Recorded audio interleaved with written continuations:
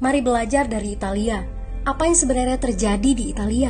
Apa yang bisa kita jadikan contoh agar tidak terjadi di Indonesia? Kreatif konten ini berasal dari artikel warga Italia, dipersingkat dan dilengkapi data agar lebih mudah dipahami.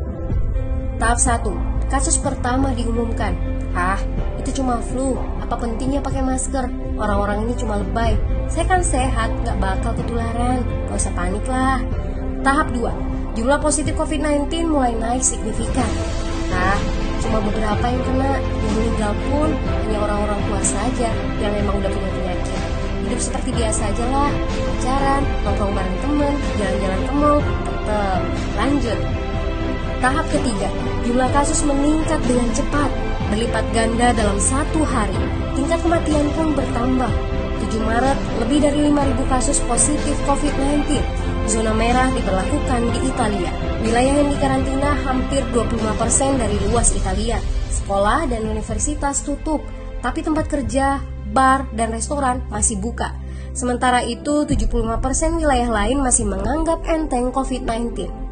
Anjuran mencuci tangan ada di mana-mana, tapi sekadar anjuran dan tak banyak yang melakukan.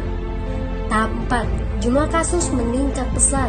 Sekolah dan universitas ditutup selama sebulan. Darurat nasional pun diberlakukan.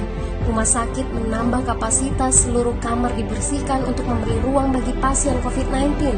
Tapi tak ada cukup dokter dan perawat. Ada terlalu banyak kasus pneumonia, terlalu banyak pasien perlu ICU, tapi ruangannya sudah habis, ventilator habis. Pada titik ini seperti kondisi dalam perang. Dokter harus memilih siapa yang akan diobati berdasarkan peluang bertahan hidup. Itu berarti pasien lanjut usia dan punya penyakit bawaan seperti hipertensi, diabetes, stroke tidak masuk prioritas karena tidak ada lagi ruang. Sistem layanan kesehatan seketika runtuh. Tahap 5. 9 Maret mencapai lebih dari 9.000 kasus. Seluruh kota Italia lockdown. Orang-orang bisa pergi hanya untuk keperluan darurat dan dalam pengawasan ketat. Semua bisnis masih dibuka karena jika tidak, ekonomi akan runtuh. Itu kebijakan pemerintah. Mulai ada ketakutan, orang-orang mulai memakai masker dan sarung tangan. Tapi tetap saja, ada anak-anak yang merasa jagoan, masih ingin uji nyali. Pergi ke restoran rame-rame, hangout bareng, minum-minum, dan lain sebagainya. Tahap 6. 2 hari kemudian pemerintah Italia berubah pikiran. Semua bisnis harus tutup. Bar, restoran, pusat perbelanjaan, semua jenis toko, kecuali supermarket dan apotek. Penyebabnya, karena dalam sehari yang positif bertambah lebih dari 2.000 kasus. Penduduk yang mau keluar rumah harus mendapat surat izin.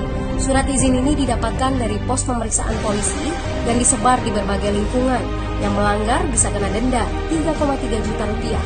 Bagi pasien positif yang tidak mau mengkarantina diri, bakal dituntut dengan pasal pembunuhan, hukuman 1-12 tahun penjara. 21 Maret jumlah korban meninggal di Italia terus meningkat melampaui Cina. Sebagai gambaran, luas Italia itu kurang lebih 2 kali Pulau Jawa. Penduduknya lebih dari 60 juta jiwa. Lalu apa yang harus kita pelajari dari Italia? Yuk, mulai dari diri sendiri, mulai dari di rumah aja. Jaga kebersihan lalu isolasi diri dan keluarga. Tidak keluar rumah kecuali sangat penting. Ini saatnya memulai solidaritas. Yang mampu harus mulai membantu yang tidak mampu. Ini adalah bentuk usaha dan doa kita semua. Semoga badai corona ini segera berlalu. Mari memulai kekompakan dengan membagikan informasi ini. Di rumah aja, mari belajar dari Italia.